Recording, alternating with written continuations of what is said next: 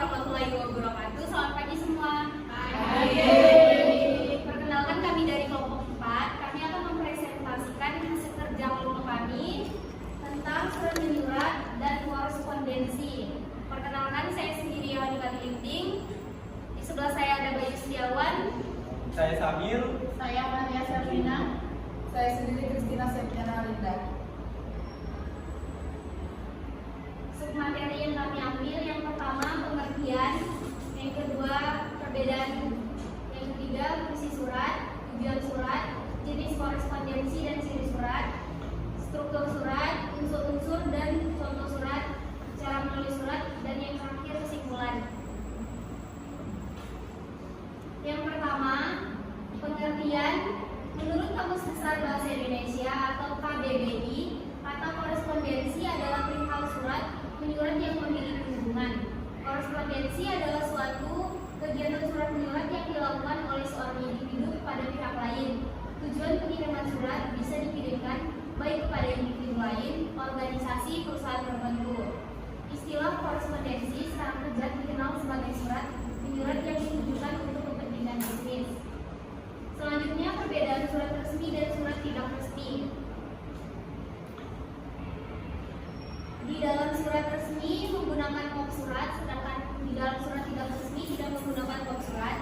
Di dalam surat resmi ada nomor, lampiran, dan perihal surat, sedangkan di dalam surat resmi tidak menggunakan nomor, lampiran, dan perihal surat. Yang selanjutnya, surat resmi. Di dalam surat resmi menggunakan pengiriman, organisasi, badan, atau instansi, sedangkan di dalam surat tidak resmi tidak menggunakan atau menggunakan nama pribadi atau keluarga. Selanjutnya, di dalam surat resmi menggunakan stempel, sedangkan di dalam surat resmi tidak menggunakan stempel. Selanjutnya, di dalam surat resmi menggunakan tebusan, di dalam surat tidak resmi tidak menggunakan tebusan. Di dalam surat resmi menggunakan bahasa yang baku, sedangkan di dalam surat tidak resmi tidak menggunakan bahasa tidak baku. Selanjutnya, jenis korespondensi dan ciri surat. Yang pertama, korespondensi internal. Korespondensi internal adalah surat yang dibuat antara pegawai internal di suatu perusahaan. Dalam hal ini, pegawai-pegawai dalam ruang lingkup internal perusahaan bisa saling mengirimkan surat korespondensi untuk berbagai macam keperluan. Selanjutnya, korespondensi eksternal.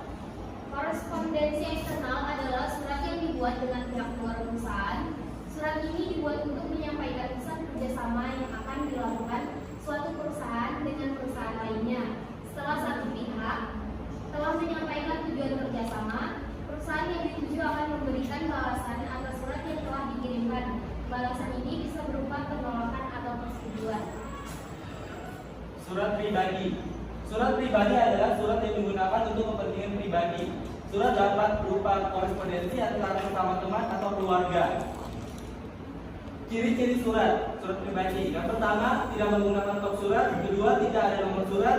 Ketiga, salah pembuka dan penutup bervariasi. Keempat, pengguna bahasa bebas. Kelima, format surat bebas.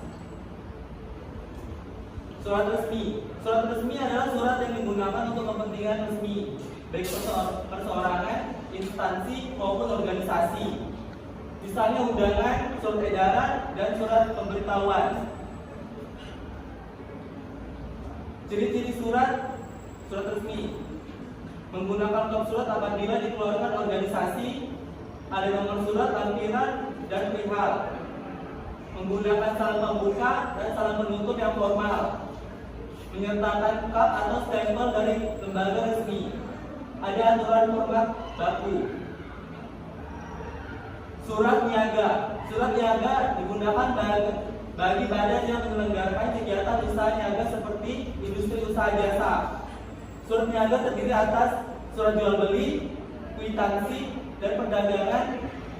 Dapat dibagi atas surat niaga internal dan surat niaga eksternal. Ciri-ciri surat niaga. Surat niaga selalu berkaitan dengan hal bisnis atau perdagangan.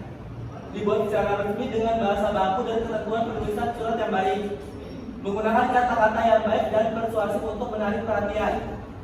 Menyampaikan maksud dan tujuan dengan jelas dan mudah dimengerti. Menggunakan bentuk formulir atau lebih efisien, hemat waktu, tenaga, dan biaya. Surat dinas. Surat dinas digunakan untuk kepentingan pekerjaan formal seperti instansi, dinas, dan tugas kantor. Surat ini penting dalam pengolahan administrasi dalam suatu instansi. Ciri-ciri surat dinas: menggunakan kop surat dan instansi atau lembaga yang bersangkutan, menggunakan nomor surat, lampiran, dan perihal, menggunakan salam pembuka dan penutup yang baku, menggunakan bahasa bakon atau ragam resmi, menggunakan kap atau stempel instansi atau kantor pembuat surat, format surat tertentu. Selanjutnya unsur-unsur korespondensi dan contoh surat. Yang pertama, pengirim surat. Surat korespondensi harus memuat keterangan pengirim surat yang jelas. Keterangan pengiriman bisa berupa nama perusahaan, nama orang atau jabatan yang mewakili perusahaan tersebut. Pada surat korespondensi perseorangan, keterangan pengirim bisa dituliskan dengan nama terang agar dapat memudahkan penerima surat mengetahui dari mana surat berasal. Yang kedua, penerima surat. Surat korespondensi juga harus memuat keterangan penerima surat yang jelas. Ini bisa dituliskan dengan nama perusahaan atau nama perseorangan yang dituju. Dengan menuliskan penerima surat, surat korespondensi yang dibuat dapat terkirim dengan baik. Yang ketiga, isi pesan. Isi pesan dalam surat korespondensi ini memuat tujuan atau pesan yang ingin disampaikan. Misalnya seperti tujuan kerjasama, atau bisa juga berupa tanggapan dari surat korespondensi yang disampaikan sebelumnya. Dalam hal ini, tanggapan bisa berupa persetujuan atau penolakan kerjasama yang diajukan oleh perusahaan. Yang keempat, saluran. Saluran yang dimaksud adalah media yang digunakan untuk menyalurkan atau menyampaikan surat korespondensi. Media ini bisa berupa surat fisik, bisa juga surat elektronik. Namun, biasanya surat fisik lebih banyak dilakukan dalam kegiatan kerjasama perusahaan. Di sini bisa kita lihat sama-sama contoh surat. Yang pertama ada surat pribadi, yang kedua surat resmi, yang ketiga ada surat niaga,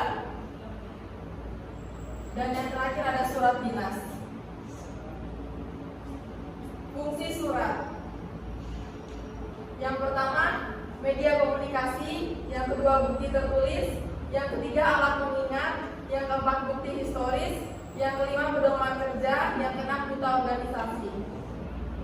Tujuan menulis surat.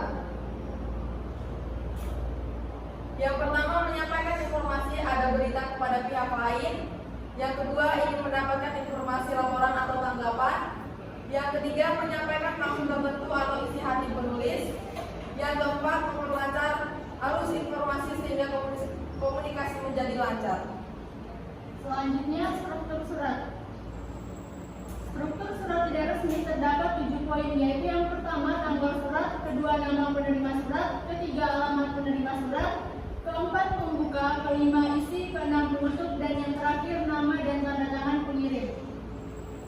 Sedangkan yang resmi terdapat 9 poin, yaitu yang pertama kop surat, kedua tanggal surat, ketiga lampiran, keempat alamat tujuan, kelima bagian salam pembuka, keenam isi surat, ketujuh salam pembuka, kedelapan tanda tangan pengirim surat, dan yang terakhir tembusan.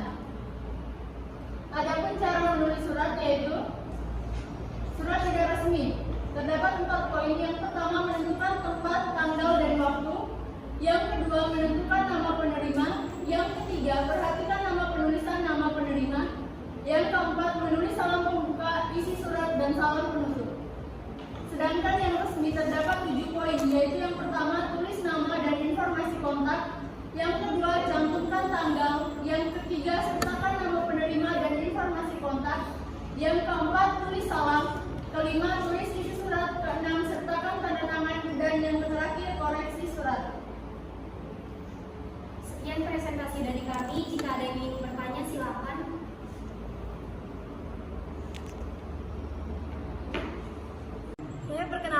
saya Asri Putri Handayani, saya dari kelompok 4. Saya ingin bertanya, apa perbedaan korespondensi internal dan eksternal? Dan jika ada contohnya, berikan contohnya. Terima kasih. Perkenalkan, nama saya Sarifah Zakia dari kelompok 4. Saya ingin bertanya, apa fungsi surat sebagai berita organisasi? Perkenalkan, nama saya Hilda Agustin. Saya dari kelompok 5 ingin bertanya mengenai bagaimana cara kita menentukan isi surat yang termasuk ke dalam surat pribadi atau surat dinas.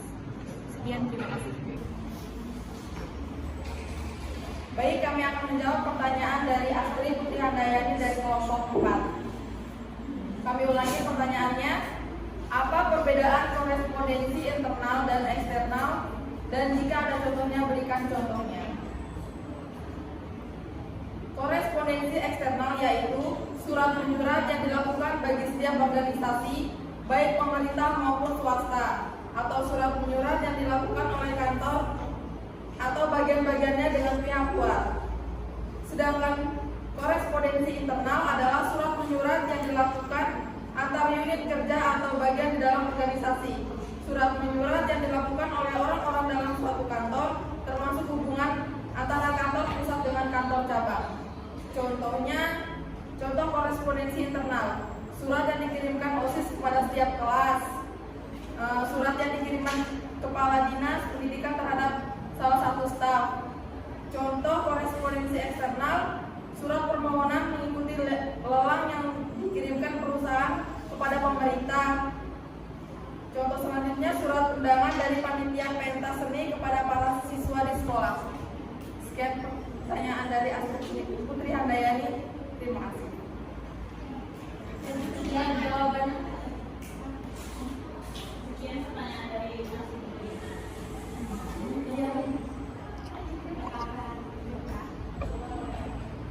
Selanjutnya saya akan menjawab pertanyaan dari Syarifah Zakia dari kelompok 4. Pertanyaannya saya ulangi, apa fungsi surat sebagai duta organisasi?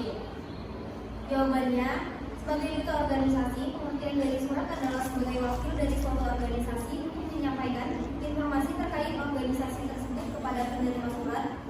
Surat bisa digunakan untuk menyampaikan suatu informasi berkaitan dengan organisasi kepada penerima dan surat tersebut. Diartikan sebagai wakil dari organisasi tersebut. Hal ini dilakukan sehingga informasi bisa disampaikan tanpa perlu adanya pertemuan tatap muka. Sekian jawaban untuk pertanyaan Syarifah. Saya akan terima kasih.